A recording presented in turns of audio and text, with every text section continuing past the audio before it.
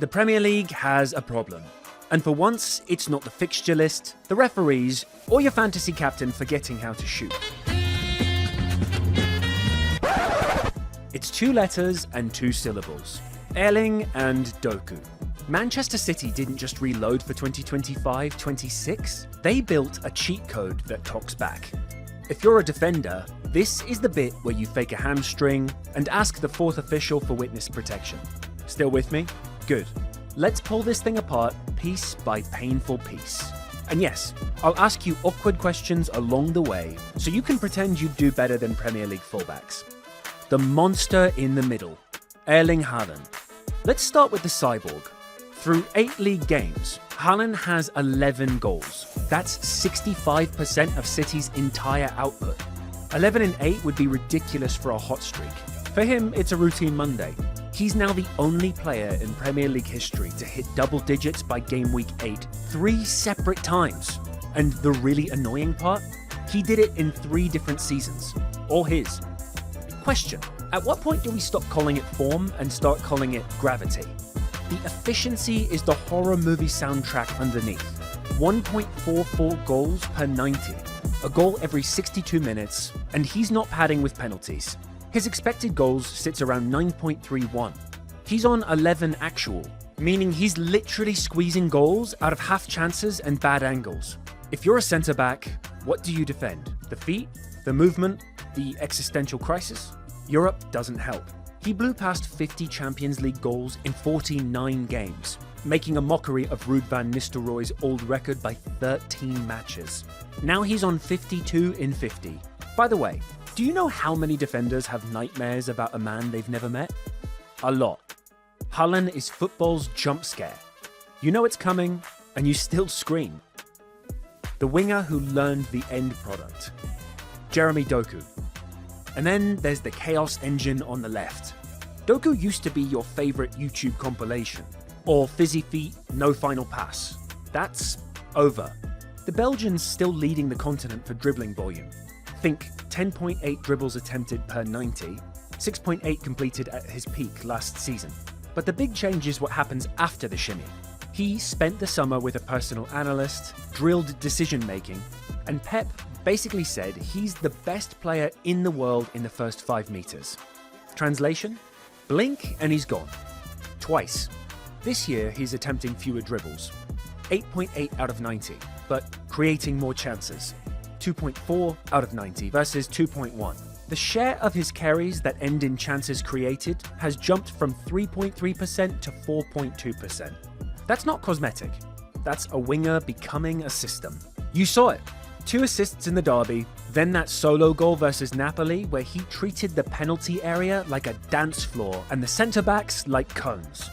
Be honest, would you rather tackle him or just hand him your AirPods and ask for mercy? The click that's coming. Here's the crazy part. For all this, Doku has assisted Haaland only once since they became teammates. A cutback in a 6-0 passing of Ipswich. That's like owning a rocket and using it to toast bread. The staff know it, the players know it, and they've all been building what they're calling an unspoken code in training. Doku learns the exact service Haaland wants off each body shape, low near post dart, spin to the penalty spot, late peel to the back post, and Haaland reads Doku's hip angle to time the run. It's nerdy. It's beautiful. It's going to ruin weekends. We've seen flashes. Against Burnley, Haaland ran a decoy to rip a hole in the box. Doku slashed in and squared for the kill.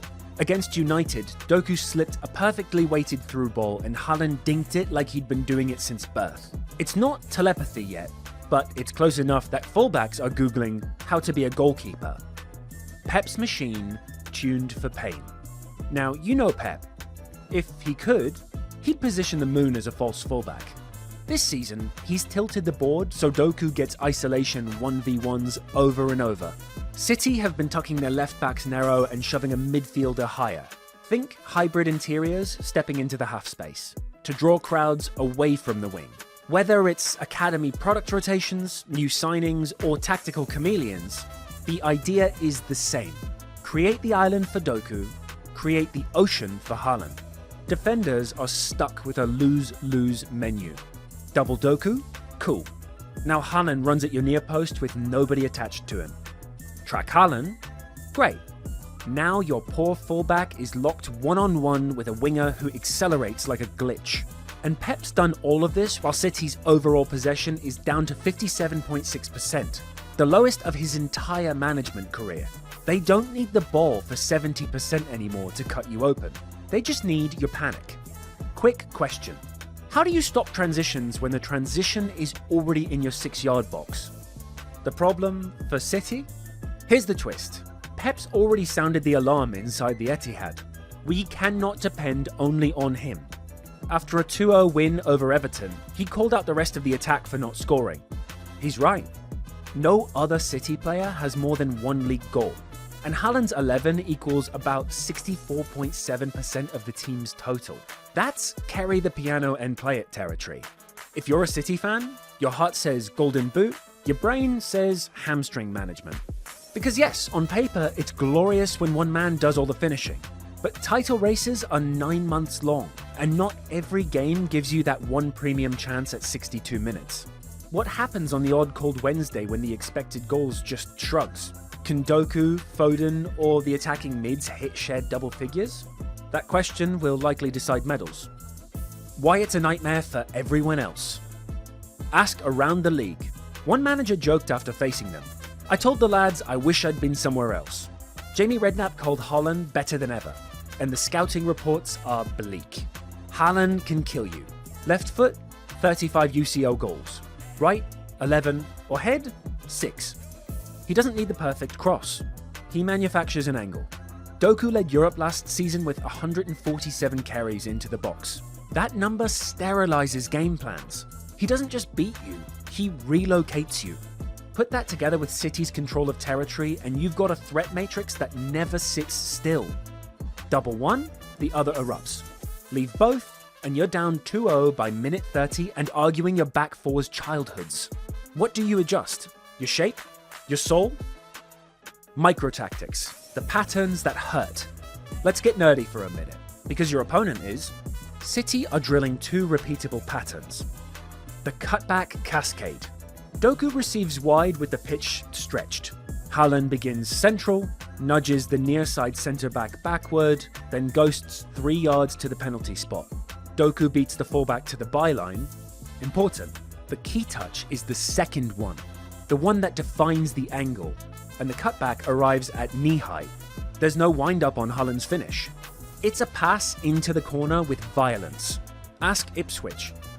The staggered through ball. Against mid-blocks, Doku shows to feet earlier, lures the full back up, then spins the other way. The interior, Bernardo type, plays a disguised vertical.